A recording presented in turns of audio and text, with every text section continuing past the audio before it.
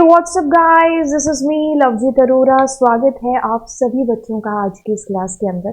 तो आज हम लोग बड़ी ही एक मतलब पाइथन के अंदर जो है चीज़ें आगे बढ़ा चुके हैं और बड़ी ही एक इंटरेस्टिंग चीज़ करने वाले हैं कि एक प्रोग्राम का जो बेसिक स्ट्रक्चर होता है हमारे पाइथन के प्रोग्राम का, तो उसको हम लोग यहाँ पर है जो बेसिकली देखने वाले हैं कि आप अगर एक प्रोग्राम की बात करते हो तो प्रोग्राम के अंदर आपको क्या क्या चीज़ें हैं जो देखने को मिल सकते हैं और उनका क्या क्या यूज़ है।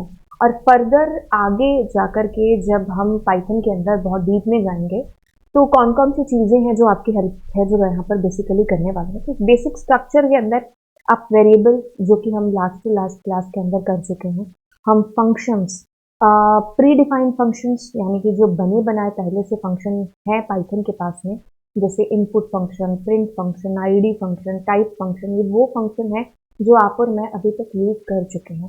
ऐसे बहुत सारे हजारों फंक्शंस है पाइथन के अंदर जो इसके पास पहले से बने हुए हैं, बट आगे चल करके मैं और आप अपने खुद के फंक्शंस भी हैं जो यहाँ पर सीखने वाले हैं, यानी कि जिनको यूजर डिफाइंड फंक्शंस के नाम से जाना जाता है। आप आगे चल करके कुछ स्टेटमेंट्स यहाँ पर है जो देखने वाले हैं। स्टेटमेंट्स के अंदर आप कह सकते हो कि हम इफ कंडीशंस को देखेंगे, हम लोग इफ के अंदर कैसे नेस्टेड इफ का यूज कर सकते हैं, या इफ और एल्स क्या होता है, इफ और एलिफ क्या होता है, ठीक है, इन सारी चीज़ों को देखने वाले हैं। हम लूप को भी यहाँ पर है जो देखने वाले हैं। एक ये चीज़ें आती हैं एक पाइथन के प्रोग्राम की स्ट्रक्चर के अंदर। एक प्रोग्राम में आपको ये चीज़ें हैं जो देखने को मिलेंगी।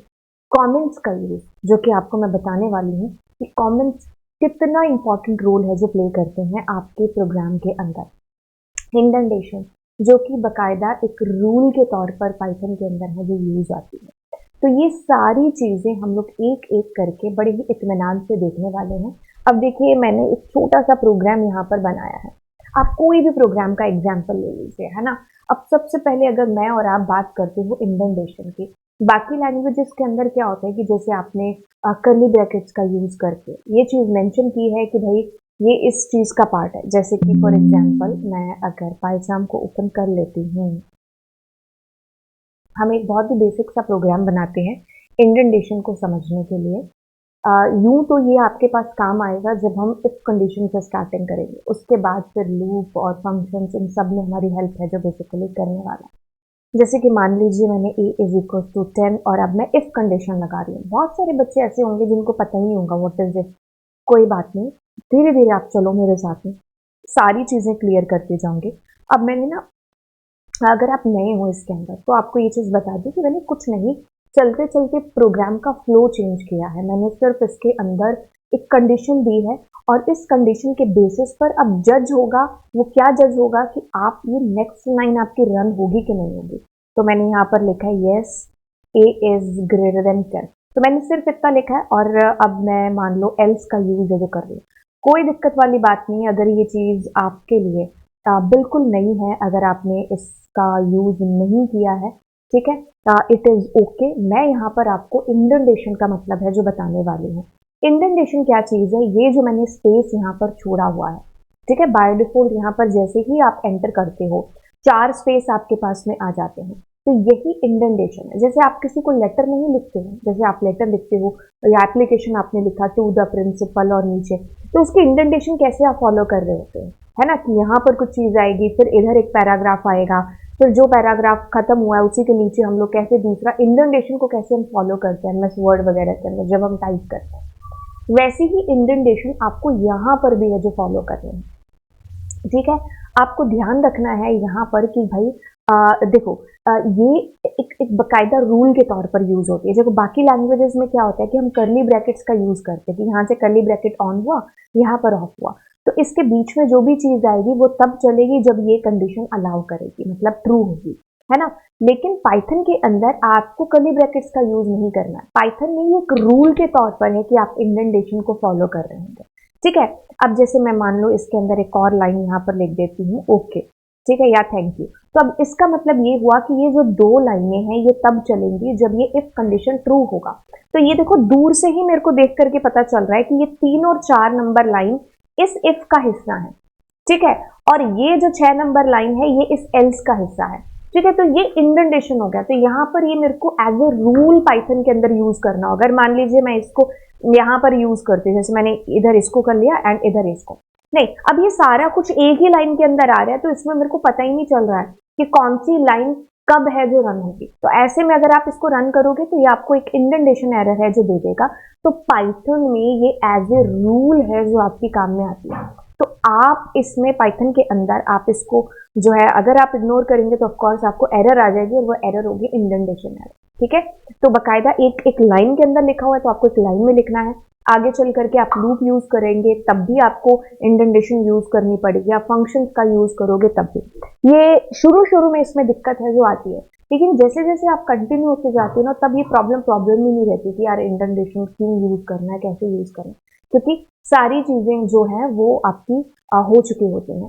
ठीक है, तो मतलब कहने का कि थोड़े टाइम के बाद में ना ये दिक्कत नहीं रहेगी। शुरू में आपको जब आप प्रोग्रामिंग में नए हो तब ये प्रॉब्लम आएगी, तब आपको इन चीज़ों को थोड़ा सा ध्यान से देखना पड़ेगा कि अच्छा इंडेंटेशन एरर आ गई तो मुझे इसको ध्यान रखना है। जैसे कि अगर मैं इस पी को इधर भी कर दूंगी तो भी मेरे लिए दिक्कत है।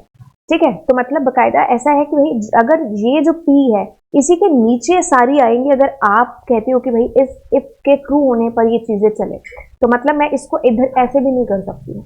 ठीक है, तो ये बहुत ही जो है मतलब शुरू में आपके लिए थोड़ा सा दिक्कत होगा ये समझ पाना कि यार कैसे कैसे करेंगे, लेकिन धीरे धीरे ये चीज आपके लिए नेचुरल है जो होती जाएगी।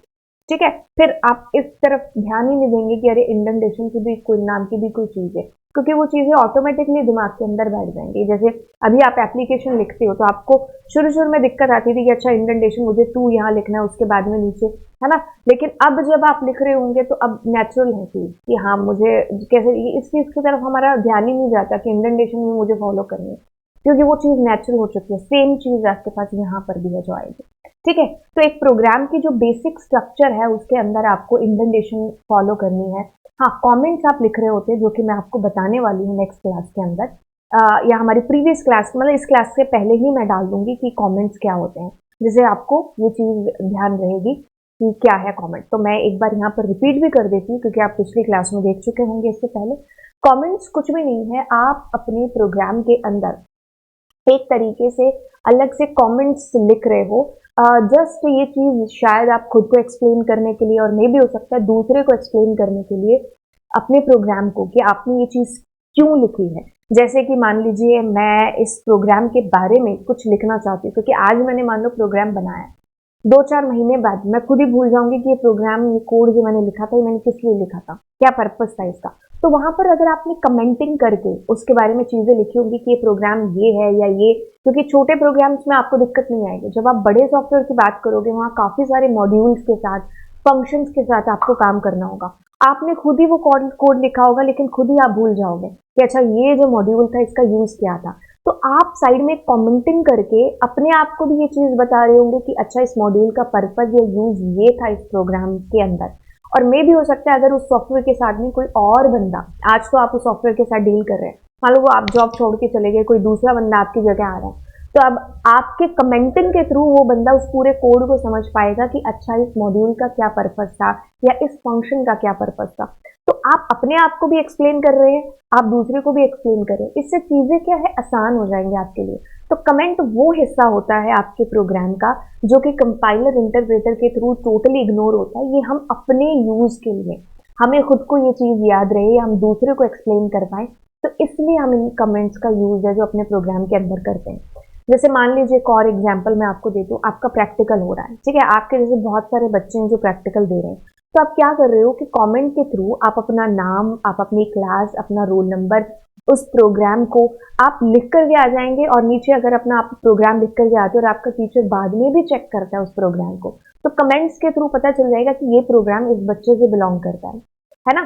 तो कमेंट आपको यहाँ पर इस तरीके से आपकी हेल्प है जो कर रहे हैं। तो आप कमेंट के थ्रू ये भी बता रहे हैं कि भाई ये प्रोग्राम ये काम है, प्रोग्राम का पर्पस हो गया, या किसी सॉफ्टवेयर पर, या आप अपने प्रोजेक्ट को ही ले लो। तो कमेंट के थ्रू आप वहां पर चीजें लिख करके खुद को भी और दूसरे को भी एक्सप्लेन है जो कर रहे होते हैं।